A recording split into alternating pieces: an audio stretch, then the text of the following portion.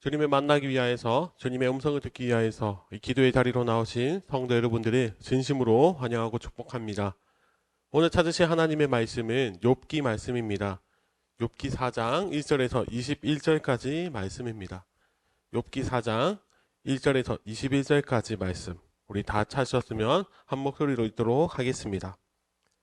대만 사람 엘리바스가 대답하여 이르되 누가 내게 말하면 내가 실증을 내겠느냐, 누가 참고 말하지 아니하겠느냐.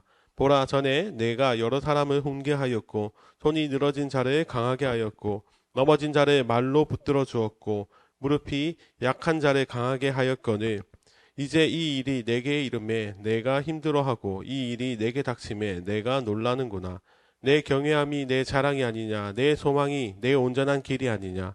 생각하여 보라, 죄 없이 망한 자가 누구인가, 정직한 자의 끊어짐이 어디 있는가.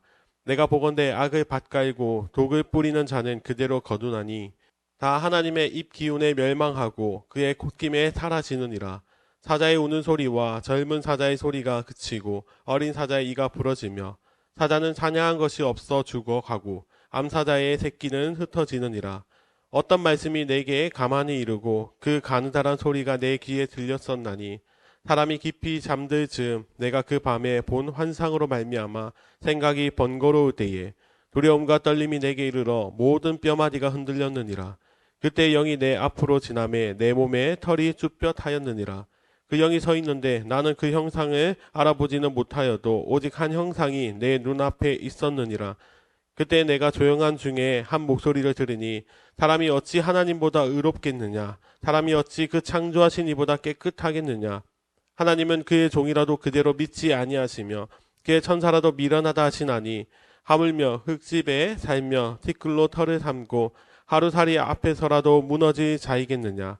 아침과 저녁 사이에 부스러져 가루가 되며 영원히 사라지되 기억하는 자가 없으리라. 장막줄이 그들에게서 뽑히지 아니하겠느냐. 그들은 지혜가 없이 죽느니라. 아멘.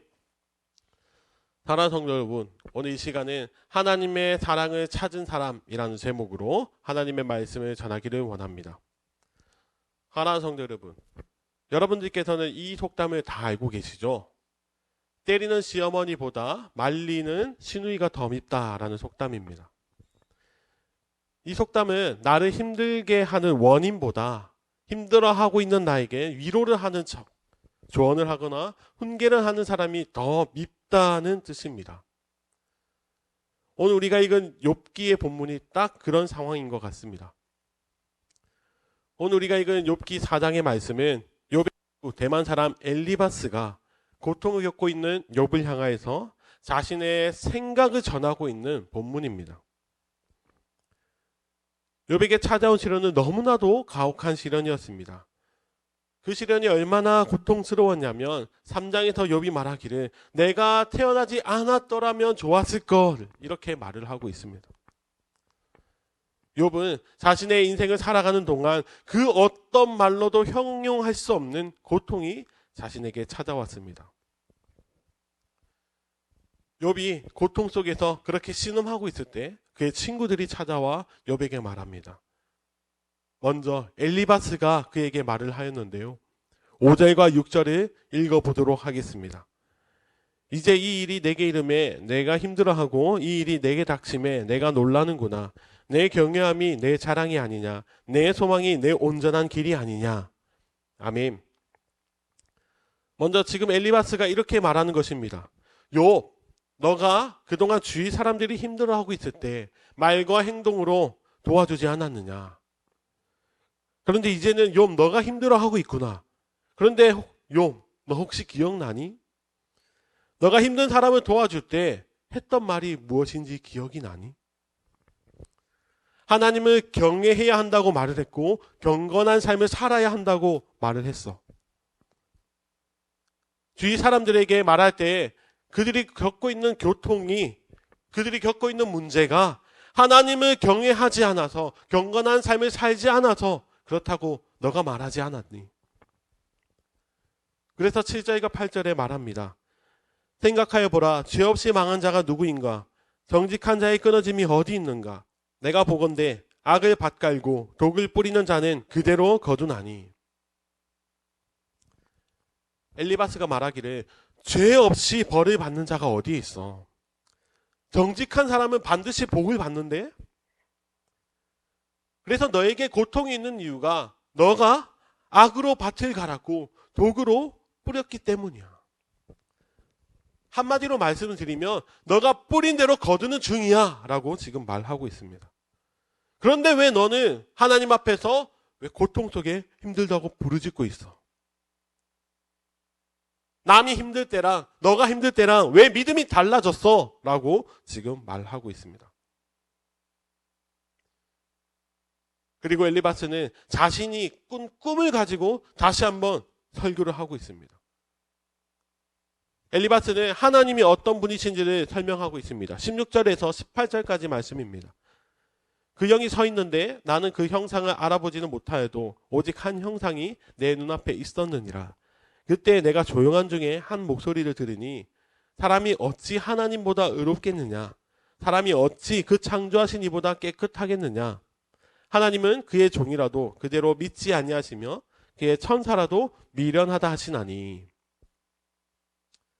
당시 고대 근동에서는 꿈에서 하나님처럼 신이 등장하는 그런 신령한 꿈은 아무나 꿀 수도 없고 또 만약에 그것을 꾼다면 그 꿈은 반드시 신의 계시라고 믿었습니다.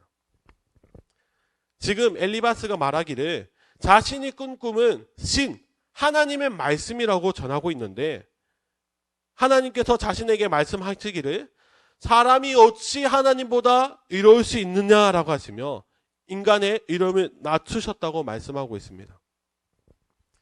지금 엘리바스가 강조하고 싶은 것이 무엇이냐면 그동안 욥이 이름을 강조했는데 욥은 하나님 앞에서 교만하였다라고 지금 설명하고 있습니다.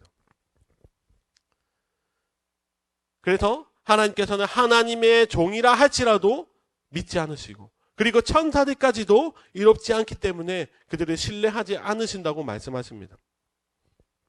지금 이것을 총정리하면 욥은 고난받을 만한 그런 자였기 때문에 하나님께서 벌을 주셨다는 것입니다.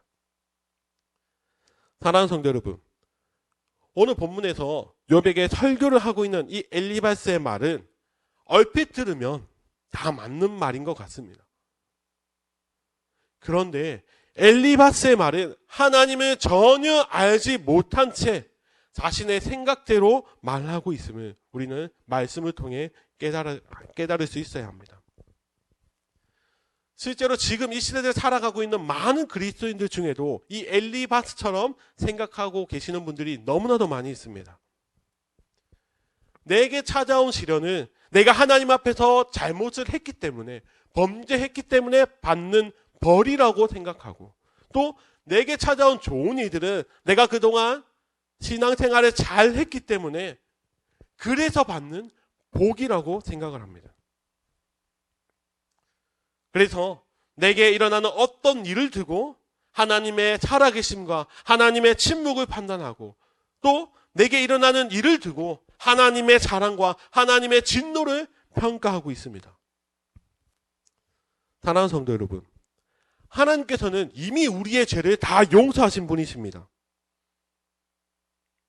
내가 무엇인가를 하나님 앞에서 잘못을 했다고 해서 하나님께서는 우리를 심판하지 않으십니다. 왜냐하면 예수 그리스도께서 우리의 죄를 대신하여 십자가에 이미 달리셨기 때문입니다. 그리고 예수 그리스도를 우리의 구주를 믿음으로 말미암아 하나님의 자녀가 된 우리들에게는 하나님께서 더 이상 죄에 대한 벌을 내리실 필요가 없으십니다. 이것이 복음이고 이것이 우리가 받은 구원의 은혜입니다. 그렇다면 이것을 반대로 말씀드리면 내게 일어나는 모든 일은 내가 잘못해서 아니면 내가 잘해서 일어나는 일이 아니라 선하신 하나님께서 나를 위한 선하신 계획을 가지고 그 계획대로 내게 선한 일을 행하고 계시는 것, 이것이 핵심입니다. 사랑하는 성도 여러분, 하나님께서는 믿음을 고백함으로 주의 자녀가 된 우리들을 끝까지 믿어주시는 분이 우리 주님이십니다. 내 행동에 따라 내가 잘한 것에 따라 벌을 주시거나 아니면 복을 주시거나 그런 분이 아니시라. 우리 주님은 우리의 행위와 상관없이 우리의 믿음만 보시고 끝까지 붙드시고 끝까지 인도하시며 무엇보다 영원히 우리를 사랑해 주시는 분이 바로 우리 주님이십니다. 로마서 8장 32절에 이렇게 기록되어 있습니다.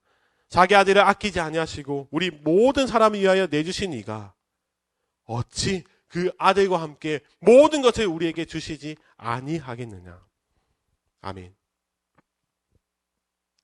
이 세상보다 더 크고 존귀하신 예수 그리스도, 그 독생자까지 아끼지 않으신 분이 우리에게 무엇을 아끼시겠습니까? 우리는 우리의 삶 속에 나타나는 일을 통해 하나님의 사랑을 발견한 것이 아니라 우리에게 이미 주신 사랑, 예수 그리스도를 통해 하나님의 사랑을 깨닫고 내게 무슨 일이 있다 할지라도 늘 감사하며 이미 내가 찾은 예수 그리스도, 내가 찾은 그 하나님의 사랑을 통해 늘 주님을 신뢰하며 감사하며 나가는 그런 진짜 믿음의 모습이 우리들 가운데 있어야 합니다. 사랑하는 성도 여러분, 오늘 하루를 우리가 살아가는 동안도 이 말씀을 기억하시면서 그리스도로 말미암아 내게 이미 있는 그 사랑으로 말미암아 내 삶에 넘치는 그 사랑으로 말미암아 기쁨을 누리며 주님께 감사하며 주님을 신뢰하며 살아가는 진짜 그리스도인의 삶을 살아가는 우리 모두가 되시기를 예수님의 이름으로 간절히 축원합니다. 아멘. 이 시간 말씀을 기억하시면서 함께 동성으로 기도하며 나가기 원합니다. 주님, 우리에게 이미 있는 그 사랑을 발견하며 감사함으로 나가는 자들이 되게 하여 주시옵소서. 내게 일어나는 일 때문에 주님의 주님의 복을 오해하는 것이 아니라 이미 선하신 분, 선하신 계획으로, 선하신 행동으로 우리를 이끌어 가시는 그 주님을 신뢰하며 감사함으로 살아가는 참된 그리스도인들이 되게 해달라고. 그리고 이 시간 우리가 가지고 있는 많은 기도의 제목을 가지고 함께 통성으로 기도하며 나아가겠습니다.